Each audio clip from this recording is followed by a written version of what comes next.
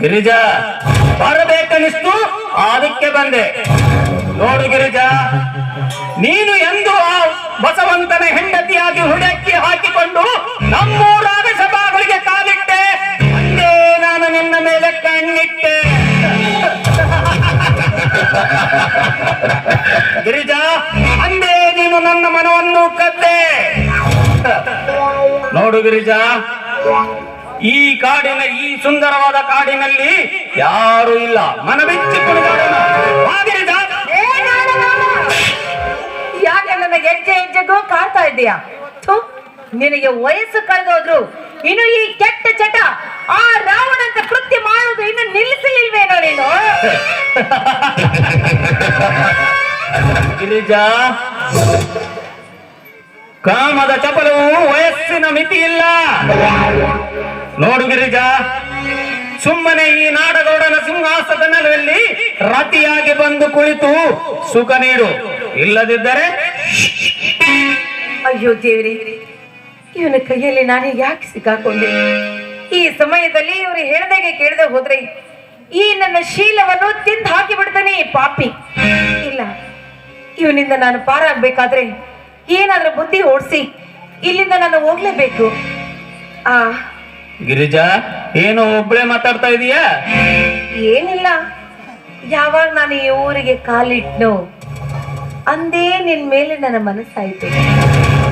ಅಂದೇ ಹೇಳ್ಬೇಕಂದೆ, ಆದ್ರೆ ಅದಕ್ಕೆ ಸಮಯ ಕೂಡಿ ಬರ್ಲಿಲ್ಲ. ನೋಡಿ ನಾಡಗೌಡ್ರೆ, ನಿಮ್ಮನ್ನ ಕಂಡ್ರೆ ನನಗೆ ತುಂಬಾ ಇಷ್ಟ. ಅಂದು ಹೇಳ್ಬೇಕನ್ನುವ ಆಸೆ ಇಂದು ಕೈಗೂಡಿ ಬಂದಿದೆ. ಮತ್ತೆ ಯಾಕೆ ತಡ ಗಿರಿಜಾ? ಸರಿ, ನಿಮ್ಮ ಇಚ್ಛೆ ಅಂತಾನೆ ಆಗ್ಲಿ.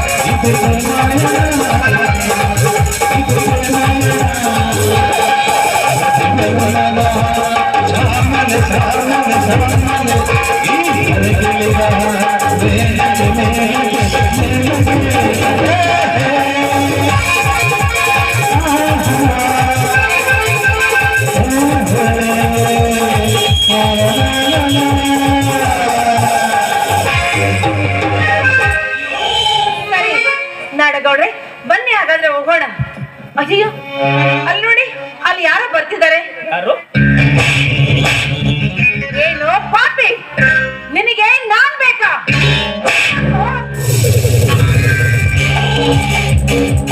ಏ ಗಿರಿಜಾ!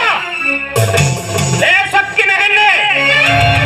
ಅಂದವಳಂತೆ ನಟನೆ ಮಾಡಿ ನನ್ನ ಕಣ್ಣಿಗೆ ಮಣ್ಣೆರಚುವುದಿಲ್ಲ. ಏ ಗಿರಿಜಾ, ಇಂದಲ್ದ ನಾಳೆ ನೀನು ಸಿಕ್ಕೇ ಸಿಗ್ತೀಯ. ಯಾವ ಹಕ್ಕಿಯ ಮೇಲೆ ಕಣ್ಣಿಟ್ಟಿದ್ದೇನೋ ಆ ಹಕ್ಕಿಯನ್ನು ಬಿಡುವುದಿಲ್ಲ ಈ ನಾಡಗೌಡ.